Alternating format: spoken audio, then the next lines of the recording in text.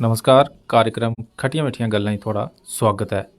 इस कार्यक्रम च हर रोज़ अस एक विशे जेह्ड़ा चुनने आं ते ओह्दे उप्पर जेह्ड़ा चर्चा करने आं। अज्जा दा विशे जेह्ड़ा भारत दी ताकत।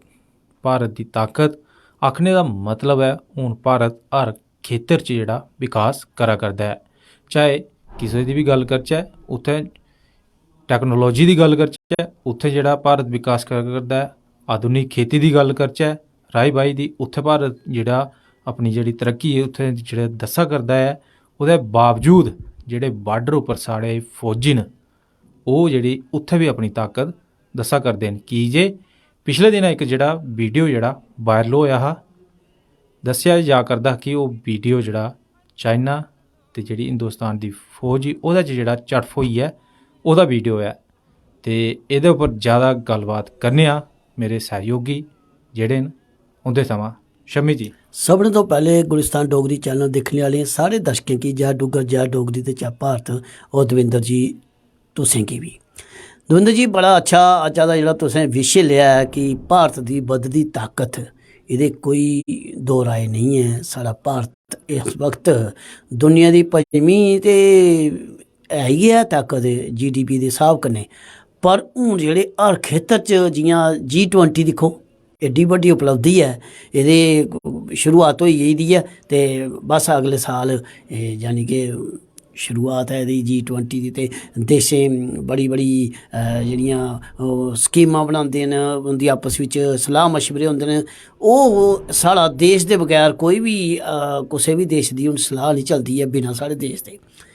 दुई जि'यां तुस गल्ल करदा ते बधदी ताकत अज्ज गै केईं देशें साढ़ी जेह्ड़ी देश दी जेह्ड़ी ओह्दे च केह् आखदे न उसी ताकत है साढ़ी जेह्ड़ी डब्ल्यू दी ओह्दी दुनिया दी जेह्ड़ी इक ओह् बने दा संयुक्त मोर्चा, ओह्दे च साढ़े देश गी अस्थाई तौर पर ते मानता मिली दी है। पर हून केईं देशें अज्ज असें जियां खबरें च सुनदे आं दिक्खने आं कि बड़ा अच्छा लगदा है कि उ'नें मानता भई जेह्ड़ा हिंदुस्तान है उसी स्थाई मानता मिलनी चाहिदी। दूई बक्खी जेकर गल्ल आचै, जियां तुसें आखेआ खेतीबाड़ी च बड़े बड़े अच्छे नमें नमें अभियान होआ दे न, नमें नमें टैक्नोलॉजी होआ दी है, बड़ी शैल गल्लां न। पर अज्ज दा साढ़ा जेह्ड़ा मेन मतलब मेन मकसद है जेह्ड़ा अस लोकें कन्नै शेयर करन आए दे आं, ओह् एह् है कि जियां तुसें आखेआ कि इक वीडियो वायरल होआ दी है चाइना लद्दाख दे बार्डर उप्पर चाइना ते हिंदुस्तान दे बश्कार झड़प जेह्ड़ी होई। वीडियो जरूर वायरल होआ दी है, अज्जा दी है कल्ला दी है एह् असें नहीं पता है, पर वीडियो जरूर साढ़े हिंदुस्तानी दे चाइना आह्लें दी है। डेट केह्ड़ी दी है, पिछली है ना वीडियो जां इस वक्त दी है, अस उ'नें पुश्टी करदे।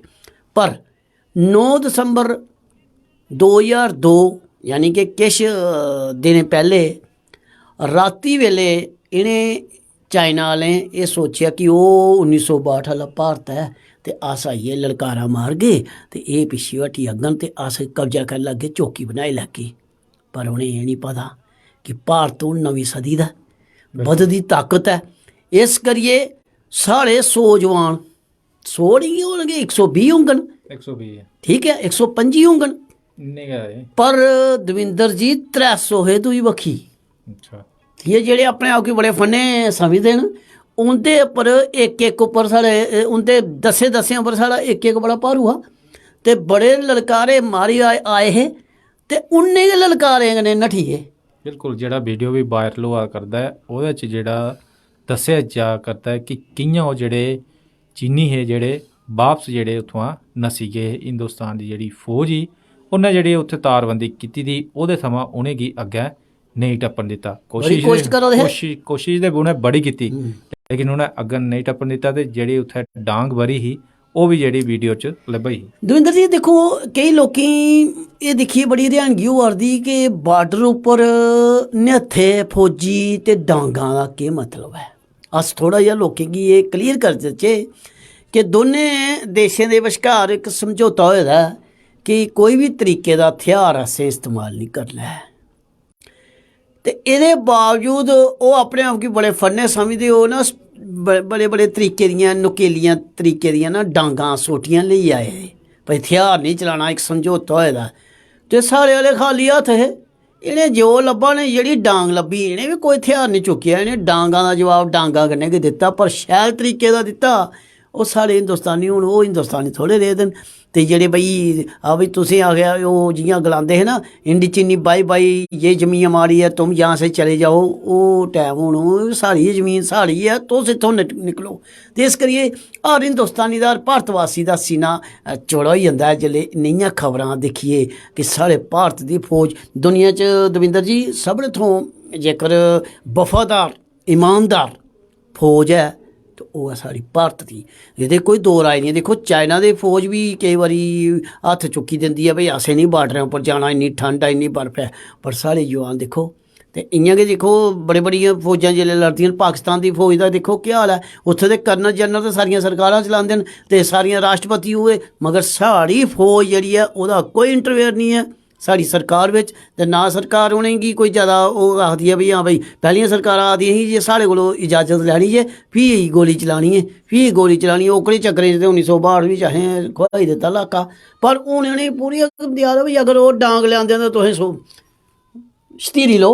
बिल्कुल ठीक है नी। आखने का मतलब कि हिंदुस्तान जेह्ड़ा बदला करता है, हूँ नवीं ताकत जेह्ड़ी सामने आवा करदी है, बल्लें बल्लें जेह्ड़ी होर दुए खेतर च जित्थै नवीं तकनीक अपनाई जा करदी है उत्थै भी बार्डर उप्पर भी साढ़े जेह्ड़े जवान जेह्ड़े डटे दे न। ते हिंदुस्तान दी ताकत जेह्ड़ा अज्ज दा विशे हा कार्यक्रम खटियां मिट्ठियां गल्लां ओह्दे उप्पर असें चर्चा कीती। ते हून मिगी ते मेरे सहयोगी शमी दमीर होरें गी दियो इजाजत। जय डुग्गर जय डोगरी जय भारत।